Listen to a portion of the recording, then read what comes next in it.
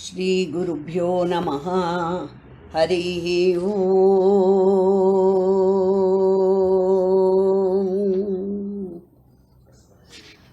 ಈ ಮಂತ್ರ ಪುಷ್ಪದ ಬಗ್ಗೆ ರಾಮಕೃಷ್ಣ ಆಶ್ರಮದವರು ಒಂದು ಒಳ್ಳೆಯ ವಿಷಯ ಬರೆದಿದ್ದಾರೆ. ಇದು ಅರುಣ ಅನ್ನೋ ಪ್ರಥಮ ಪ್ರಶ್ನೆ, ಅರುಣ ಪ್ರಶ್ನೆ ಅಂತ ಬರುತ್ತೆ ಒಂದು ಅಂಗ. ಅರುಣ ಅಂದರೆ ಸೂರ್ಯನಿಗೆ ರಥವನ್ನು ಓಡಿಸೋನು. ಸೊ ಅವನ ಪ್ರಶ್ನೆಯಲ್ಲಿ ಇದು ಅರುಣ ಪ್ರಶ್ನೆಯಲ್ಲಿ ಇದು ಬರುತ್ತೆ. ಇದು ಮುಖ್ಯವಾಗಿ ಸೂರ್ಯ ಉಪಾಸನೆಗೆ, ಸೂರ್ಯ ನಮಸ್ಕಾರಕ್ಕೆ ತುಂಬ ಉಪಯೋಗಿಸ್ತಾರೆ. ಆಮೇಲೆ ಪೂಜೆ ಸಮಯದಲ್ಲಿ, ಸಮಾಪ್ತಿ ಕಾಲದಲ್ಲೂ ಮಾಡ್ತಾರೆ. ಇಲ್ಲಿ ಏನು ಇನ್ನೊಂದು ಪುಷ್ಪ ಅಂತ ಕರೆಯೋಕ್ಕೇನು ಅಂದರೆ, ನಮಗೆ ಸೂರ್ಯ ಹುಟ್ಟೋವಾಗಲಾಗಲಿ, ಚಂದ್ರ ಹುಟ್ಟೋವಾಗಲಾಗಲಿ, ಸಮುದ್ರದ ಹತ್ರ ನಾವು ಆ ಕಡೆ ನಿಂತಿದ್ದರೆ ನಮಗೇನು ಕಾಣಿಸುತ್ತೆ? ಸಮುದ್ರದಿಂದ ಬರೋವಂಗೆ ಕಾಣಿಸುತ್ತೆ. ಆಮೇಲೆ ಮುಳುಗೋದು ಅಷ್ಟೇ, ಸಮುದ್ರದಲ್ಲೇ ಮುಳುಗೋಂಗೆ ಕಾಣಿಸುತ್ತೆ. ಅದಕ್ಕೆ ಇಲ್ಲಿ ಹೇಳಿದ್ರು ನೀರಿನ ಪುಷ್ಪ ಅಂತಲೂ ತುಂಬ ಚೆನ್ನಾಗಿ ಎಲ್ಲವನ್ನು, ಸೂರ್ಯನನ್ನು, ಚಂದ್ರನನ್ನು, ನಕ್ಷತ್ರಗಳನ್ನು, ಪ್ರತಿಯನ್ನು ಏನಾಯಿತು ನೀರಿನ. ಯಾಕೆಂದರೆ ಇನ್ನೊಂದು ನೀರು ಯಾವಾಗಲೂ ಆನಂದವನ್ನು ಸೂಚಿಸೋದು. ಅದಕ್ಕೆ ಇಲ್ಲಿ ಎಲ್ಲದಕ್ಕೂ ನೀರಿನ ಪುಷ್ಪ ಅಂತ ಹೇಳ್ತಾರೆ. ಇವತ್ತು ಮುಂದಕ್ಕೆ ಹೋಗೋಣ. ಎಲ್ಲಿವರೆಗೂ ಬಂದಿದ್ವಿ ಅಂದರೆ, ನಾವು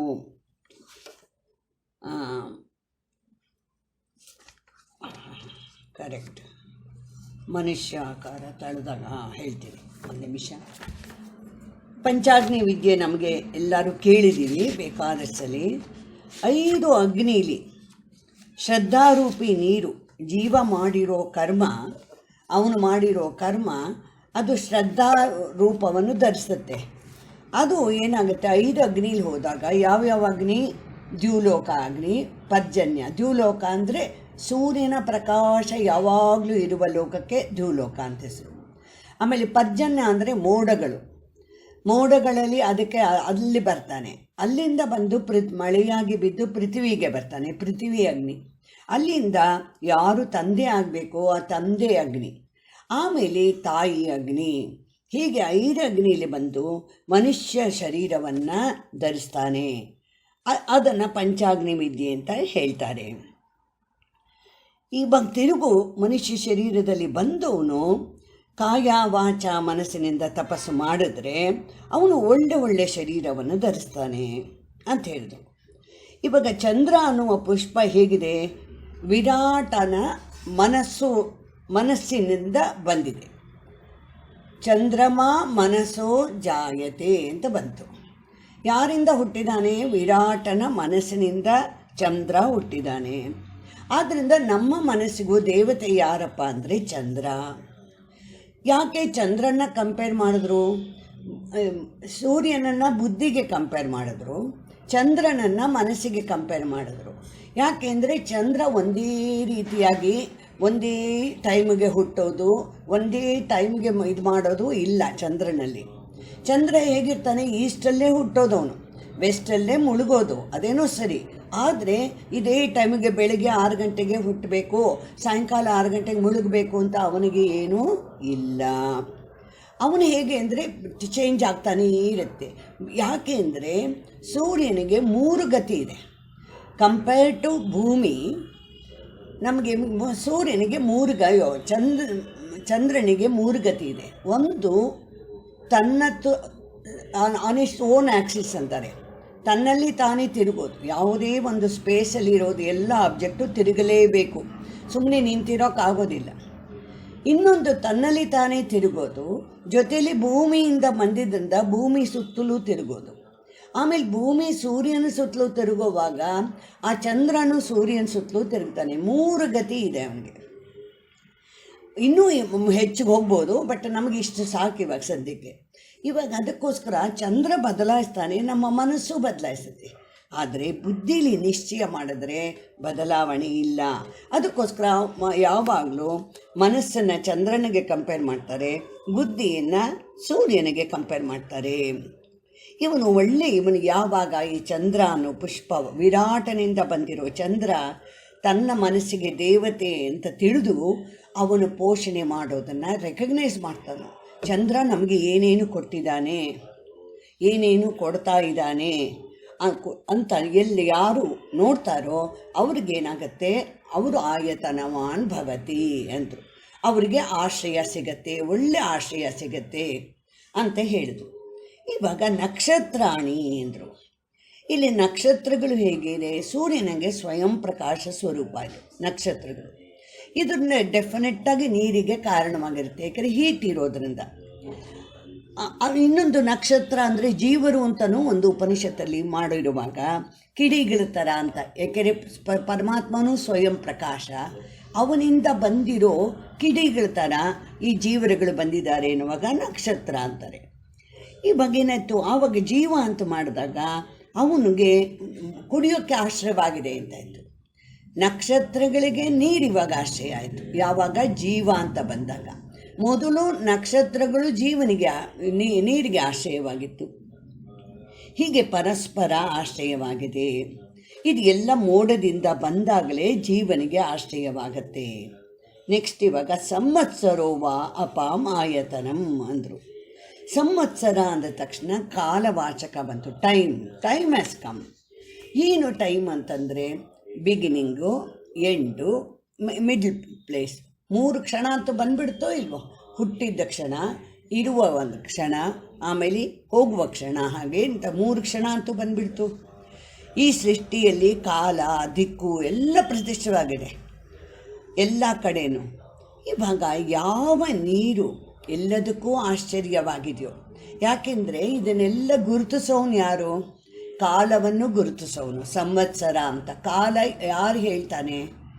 ಬದುಕಿರೋ ಜೀವಿನೇ ಹೇಳೋದು, ಇನ್ಯಾರು ಹೇಳೋದಕ್ಕಾಗಲ್ಲ. ಕಾಲದ ಗಣನೆ ಅವನಿಗೆ ಇರೋದು, ಯಾಕೆಂದರೆ ಅವನು ಬದಲಾವಣೆ ನೋಡ್ತಾ ಇದ್ದಾನೆ. ಯಾರು ಬದಲಾವಣೆ ನೋಡ್ತಾರೋ ಅವರಿಗೆ ಕಾಲದ ಅನುಭವ ಆಗುತ್ತೆ.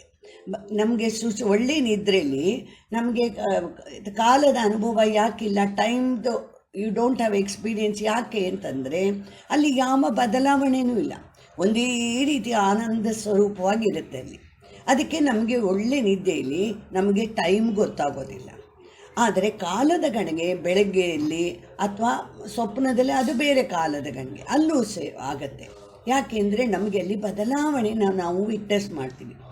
ಸೊ ಇಲ್ಲಿ ಸಂವತ್ಸರ ಆಯತನ ಅಂತ ಹೇಳಿದಾಗ ನಕ್ಷತ್ರಾಣಿ ಹೇಳಿಬಿಟ್ಟು ಆಮೇಲೆ ಸಂವತ್ಸರ ಹೇಳಿದಾಗ, ಸಂವತ್ಸರ ಅಂದರೆ ಕಾಲವಾಚಕ ಬಂತು. ಇದು ಯಾರಪ್ಪ ರೆಕಗ್ನೈಸ್ ಮಾಡ್ತಾನೆ ಅಂದರೆ ಜೀವ ರೆಕಗ್ನೈಸ್ ಮಾಡ್ತಾನೆ. ಸೊ ಯಾವ ನೀರು ಈ ಎಲ್ಲ ನಕ್ಷತ್ರಗಳಿಂದ ಬಂದಿದೆಯೋ, ಪ್ರತಿ 4 ಕಡೆಯಲ್ಲೂ ದಿಕ್ಕಿನಲ್ಲೂ ಎಲ್ಲರನ್ನೂ ರಕ್ಷೆ ಮಾಡ್ತಾ ಇದೆಯೋ ಅಂಥ ನೀರಿಗೆ ನಾವು ನಮಸ್ಕಾರ ಮಾಡ್ತೀವಿ. ಅದಕ್ಕೆ ಕೊನೆಯಲ್ಲಿ ಏನು ಹೇಳ್ತಾರೆ, ಇವನು ಪ್ರತಿಷ್ಠಿತ ಅಂತ ಹೇಳ್ತಾರೆ. ಪ್ರತಿಷ್ಠಿತ ಅಂತ ಹೇಳಿದಾಗ ಪ್ರತ್ಯೇವ ತಿಷ್ಠತಿ ಅಂತ ಬರುತ್ತೆ. ಪ್ರತ್ಯೇವ ತಿಷ್ಠತಿ ಅಂದರೆ ಏನರ್ಥ ಅಂತಂದರೆ ಎಲ್ಲ ಪ್ರತಿ ಅಂದರೆ ಒಂದೊಂದು ಶರೀರದಲ್ಲೂ ಅಂತಲೂ ಬರುತ್ತೆ, ಒಂದೊಂದು ದಿಕ್ಕಿನಲ್ಲೂ ಅಂತ ಬರುತ್ತೆ.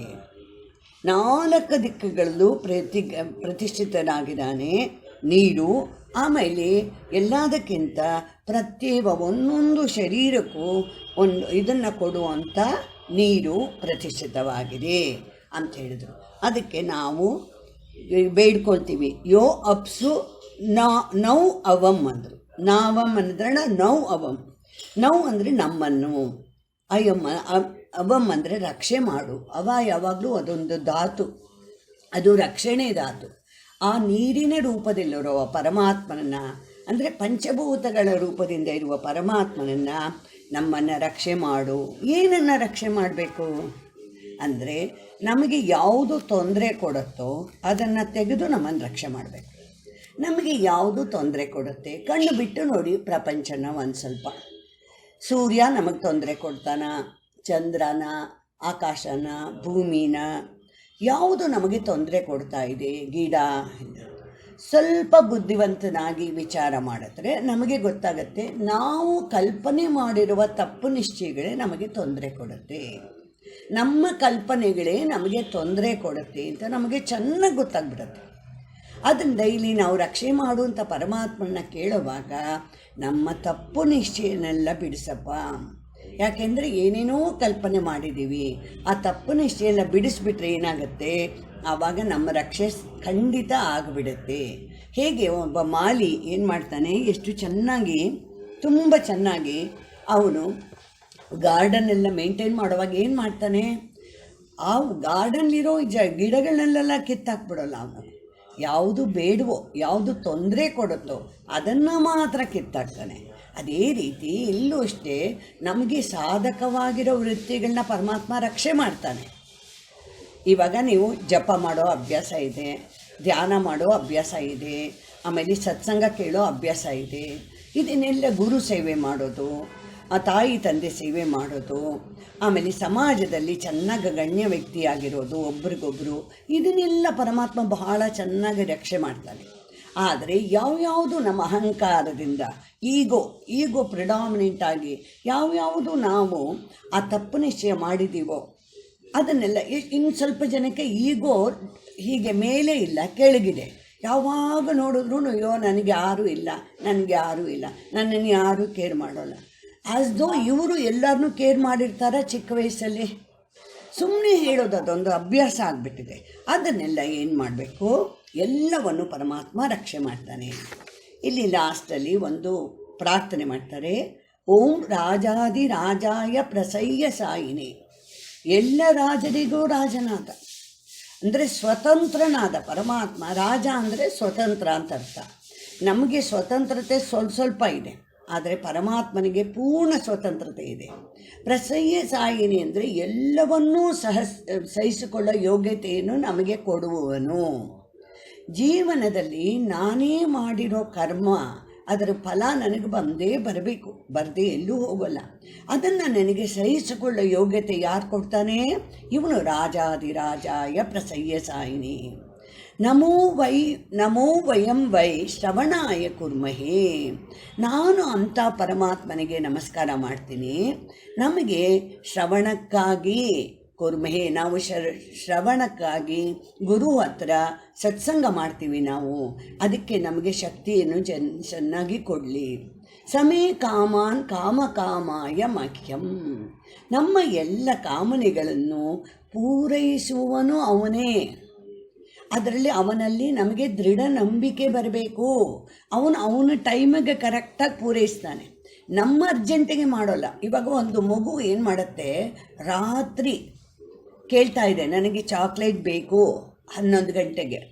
ಬುದ್ಧಿವಂತ ತಾಯಿ ಆದರೆ ಇವಾಗ ಸಿಗೋಲ್ಲ, ರಾತ್ರಿ 11 ಗಂಟೆಯಲ್ಲಿ ನಿಮಗೆ ನಾಳೆನೇ ಸಿಗೋದು ಅಂತ ಹೇಳ್ತಾಳೋ ಇಲ್ವೋ ಬುದ್ಧಿವಂತ ತಾಯಿ?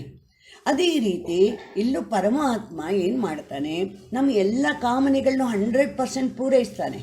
ಆದರೆ ಅವನ ಟೈಮಿಗೆ ಅವನು ಮಾಡೋದು. ಯಾಕೆಂದರೆ ಅವನು ತಾಯಿ ಆಗಿರೋದ್ರಿಂದ ಅವನಿಗೆ ಚೆನ್ನಾಗಿ ಗೊತ್ತು. ಇವನು ಹೇಗಿದ್ದಾನೆ ಅಂದರೆ ಕಾಮೇಶ್ವರ, ಅಂದರೆ ನಮ್ಮ ಎಲ್ಲ ಇಚ್ಛೆಗಳಿಗೂ ಸ್ವಾಮಿ ಆಗಿರೋನು, ಅಂದರೆ ತಿಳಿದವನು. ನಾವು ಹೇಳಬೇಕಾಗೇ ಇಲ್ಲ, ನಮ್ಮೊಳಗೆ ಕೂತಿರೋದ್ರಿಂದ ನಮ್ಮ ಮನಸ್ಸಿನಲ್ಲಿರೋದನ್ನೆಲ್ಲ ತಿಳಿದಿದ್ದಾನೆ ಅವನು. ವೈಶ್ರವಣ ಅಂದರೆ ಕುಬೇರನಿಗೆ ಹೆಸರು. ವೈಶ್ರವಣಾಯ ಕುಬೇರಾಯ. ಯಾಕೆ ಅಂದರೆ ಅವನಿಗೆ ಎಲ್ಲ ನಮಗೆ ಸಾಮರ್ಥ್ಯ ಕೊಡುವನು. ಧನ ಸಂಪತ್ತಿಗೆ ಒಡೆಯನಾದ ಕುಬೇರ ಇದನ್ನೆಲ್ಲ ಅವನ ರೂಪದಲ್ಲಿ ಬಂದಿದ್ದಾನೆ. ನಮ್ಮ ಕಾಮನೆಗಳು ಪೂರ್ತಿ ಆಗಬೇಕು ಅಂದರೆ ಕುಬೇರನ ಮೂಲಕನೇ ಕೊಡಿಸ್ಬೇಕು. ಯಾಕಂದರೆ ಕುಬೇರ ಅದೆಲ್ಲ ಧನ ಸಂಪತ್ತಿಗೂ ಒಡೆಯ ಅವನು. ಅದಕ್ಕೆ ಅಂಥ ವೈಶ್ರವಣನಿಗೆ ನಾವು ಪ್ರಕಾಶ ಸ್ವರೂಪನಾದ ಅವನಿಗೆ ನಮಸ್ಕಾರ ಮಾಡ್ತೀವಿ. ನಮ್ಮ ಒಳಗೆ ಅವನೇ ಅಂತರ್ಯಾಮಿ ರೂಪದಲ್ಲಿ ಇದ್ದಾನೆ. ಇವತ್ತಿಗೆ ಮಂತ್ರಪುಷ್ಪ ಮುಗೀತು. ನಾಳೆಯಿಂದ ಕರೆಕ್ಟು ಸರಸ್ವತಿ ರಹಸ್ಯ ಉಪನಿಷತ್. ಇದು ಲಕ್ಷ್ಮೀ ನರಸಿಂಹಮೂರ್ತಿನವರು ಅಧ್ಯಾತ್ಮ ಪ್ರಕಾಶಾಲಯದ ಇದರಲ್ಲಿ ಕಾರ್ಯಾಲಯದಲ್ಲಿ ತ್ಯಾಗರಾಜನಗರದಲ್ಲಿರುವ 6th ರೋಡಲ್ಲಿ ಅಲ್ಲಿ ಆ ಪುಸ್ತಕದ ಆಧಾರ ಮಾಡಿಕೊಂಡು ನಾನು ಯಥಾಶಕ್ತಿ ಹೇಳ್ತೀನಿ. ಲೋಕಾ ಸಮಸ್ತಾ ಸುಖಿನೋ ಭವಂತು. ಲೋಕಾ ಸಮಸ್ತಾ ಸುಖಿನೋ ಭವಂತು. ಲೋಕಾ ಸಮಸ್ತಾ ಸುಖಿನೋ ಭವಂತು.